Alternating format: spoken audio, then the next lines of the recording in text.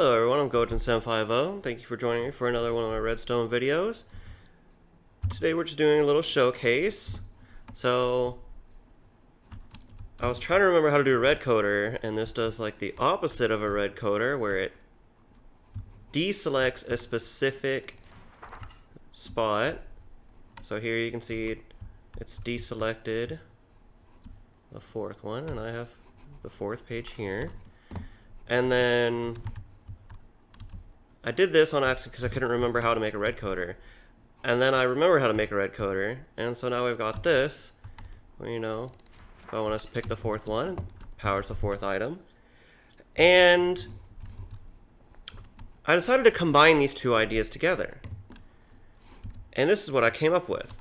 Here we've got a little vending machine.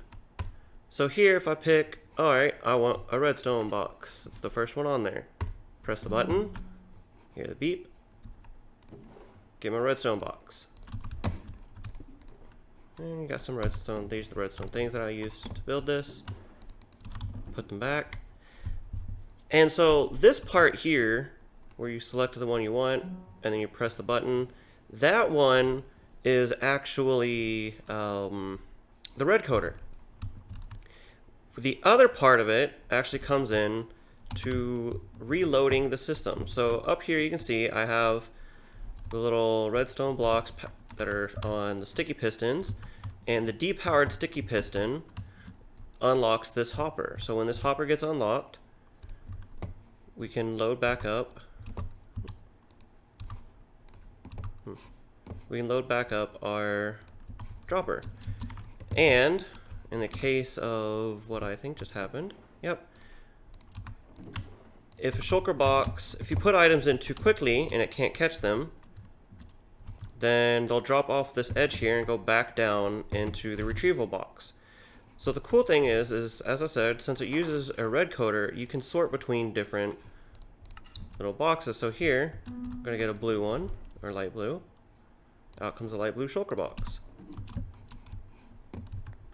And then I put it back, and it'll go back to where I decided to sort it to. So this could be used as like a vending machine. You can put it in sort of like a shop or something, or just heavily expand this to be your main storage system and just dump whatever you want. Obviously there's a bit of manual sorting done here using the book. But I actually thought that this idea was kind of cool, kind of useful, and just interesting. It's just something to do, something to put together. I just kind of like to fiddle around with redstone sometimes, and even if it doesn't come up with anything useful, I like to do it. If you want, I can give you guys a tutorial on how to build this thing at some point in time, but really, it's not very complicated. You take the signal output from a lectern for both of them.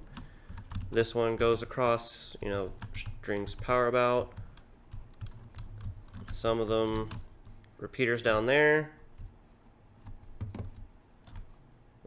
The one repeater that is right under here is depowering the torch that's under here. Or these are all being depowered by the repeaters down here that are being powered. As you can see, there's 4 of them being powered. But the pistons are being powered by the 3 repeaters on the top. So this one's not getting power from the top or the bottom. That's why it's off. And then you can watch a standard red coder tutorial video. It uses the target blocks and the chest with one item in it, just to kind of get the signal across. And then to get the signal from the lectern all the way to the top up there, just used some comparators to travel the signal around. Whenever it went up a block, just powered the block with the comparator and just went all the way up. And it works out like really well. As you can hear, the note blocks kind of tell you when things are happening. So that's, oh, you're getting it, or the order was received, delivered. And then this is just a restock, and once it goes back in, Boop. It does take a while for it to return. The delivery system's a lot faster because it doesn't have as far to go. But as you can see here, it has to go all the way down, then all the way back up and in. So it does take a bit. I did use sand with the pistons for the red coater so that you can quickly switch between the pistons without leaving a block. I did at first use a stone block, but it just kept getting stuck. Oh yeah, I guess, you know, these blocks aren't really needed.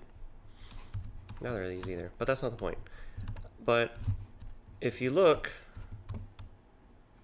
like, I'll leave a block here. If I do that, and then I go really quickly across here. Oh, it didn't get stuck up this time. It can though. It can. You gotta trust me on this.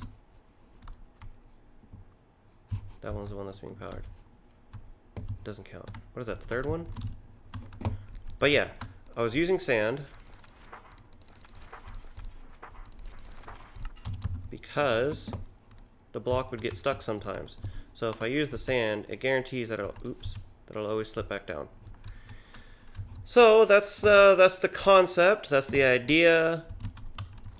It can be expanded outward further. I only made it this big because of the water streams to make sure that they would match, but you could go out, you know, at least do another one of these. You can do a total of 15. Just got to make sure that you carry the signal properly with comparators to make sure that everything stays, you know, where you need it. But this is the idea I managed to come up with. Obviously, if you wanted to, you could actually expand it out with just using hoppers that go, line of hoppers to go across, and then the unlocked one will be here. But the water chain, or you know, the water stream to go take it out this way will be really long, and that is the slowing down, the part that slows it down the most. All right, so I'm kind of bumbling at this point. So I'm gonna go ahead and say that's it. So thank you for checking out the video. Hope you like the idea. If y'all want a tutorial, just let me know and I'll go ahead and make one. All right, goodbye.